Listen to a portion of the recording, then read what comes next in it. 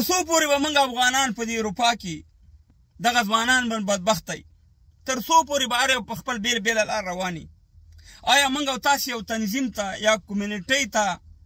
یا یو اتحادیې ته ضرورت لرو د اروپا په سطحه چې د افغانان جوړ کړو که نه لرو؟ افغانانو ستاسې نظر زه غواړم. ګورئ پرون په بلجیم کې د افغانستان د استقلال ورځ لمانځل کېده. ما ته هم دعوت راکړی خو زما صحت اوس هم ټیک نه دی، سټ مې درد کې حالات مې خراب دي،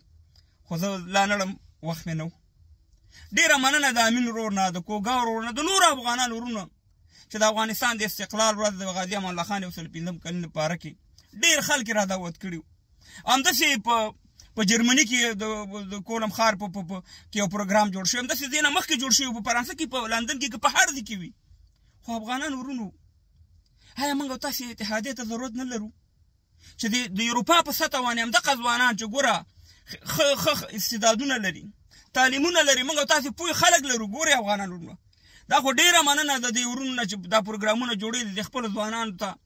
د استقلال ورځ ښیي او یو آینده ورته ښیي د افغانستان. خو ګورئ که موږ او تاسې د افغانستان دپاره، د دې ځوانانو دپاره چې په اروپا کې په میلیونها تعداد باندې دي، د افغانستان رښتینکي بچیان دي، پیسې لېږي، د افغانستان اقتصاد په دغه خلکو باندې روان دی چې خپل کور سره کومک کوي، هلته وروره مصرف پې کېږي.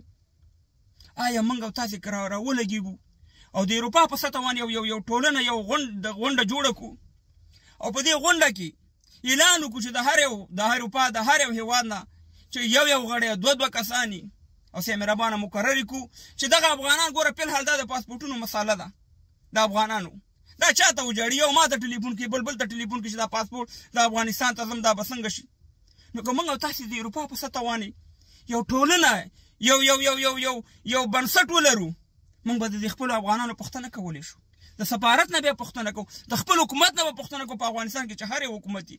دلته د حکومتونو نه موږ او تاسې پوښتنه کولی شو، او که نه داسې بېل یو ذلیل او تباه او برباد به یو افغانان ورونو. ګورئ دا ځوانان دلته چې اروپا ته راغلي، موږ او تاسې ته ډېر امید دی، خصوصا چې موږ مشران یو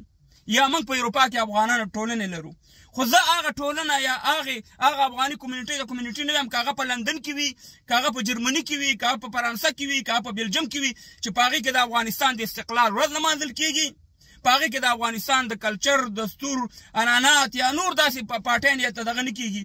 ځوانانو دپاره، هغه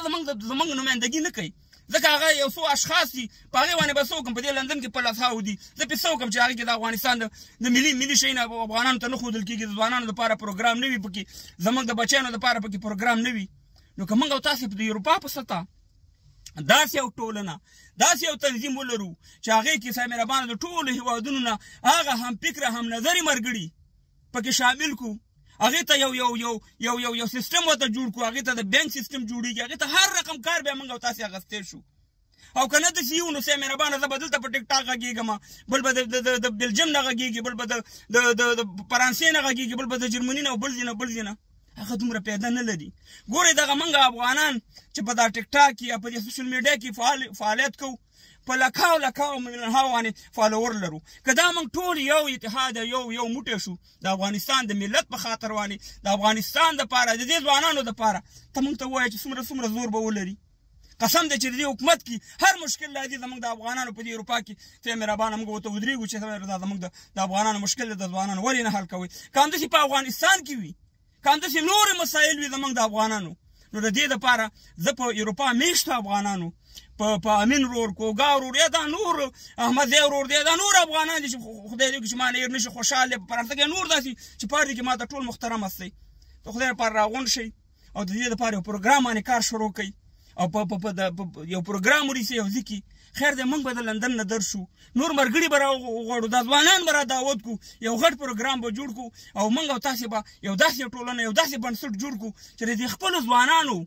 چې دغه اروپا ته راغلي، وروره یو په یو کوڅه کې، بل په بله کوڅه کې، بل په بله روان دي، د دې لپاره به کار کوو، ټول به راسره یو ځای وي، یو غږ به وي، یو طاقت به وي. ګورئ دلته د هر مملکت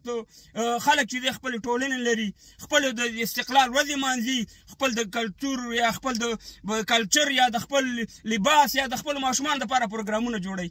مګر موږ بدبختانه موږ څوک یو ځای کي څوک بل ځای کي صاحب مهربانه نو که دا ټول یو موټی شو نو انشاءالله دا به یو ډېر ښه نظر ستاسې نظر هم غواړم الله دې وکړي چې په دې باندې زموږ ځوانان کار وکړي چې هر چا دا کار وکړو زه عسکر یم بحیثیت زه عسکر یم که یو 2 روپۍ په ما راځي هم داسې ټول افغانان موږ او تاسې دې ته تیار یو خو چې یو بنسټ ولرو یو مضبوط پایه ولرو انشاءالله زموږ د دې ځوانانو د استعدادونو به ډېر غټ کار واخیستل شي د افغانستان دپاره د ګوره بېلارۍ نه به بچ شي ډېر مسایل دي په دې باندې باید آینده خبرې وکړو الله دې وکړي چې دا زما پیغام تاسو ټولو ته در رسوي خدای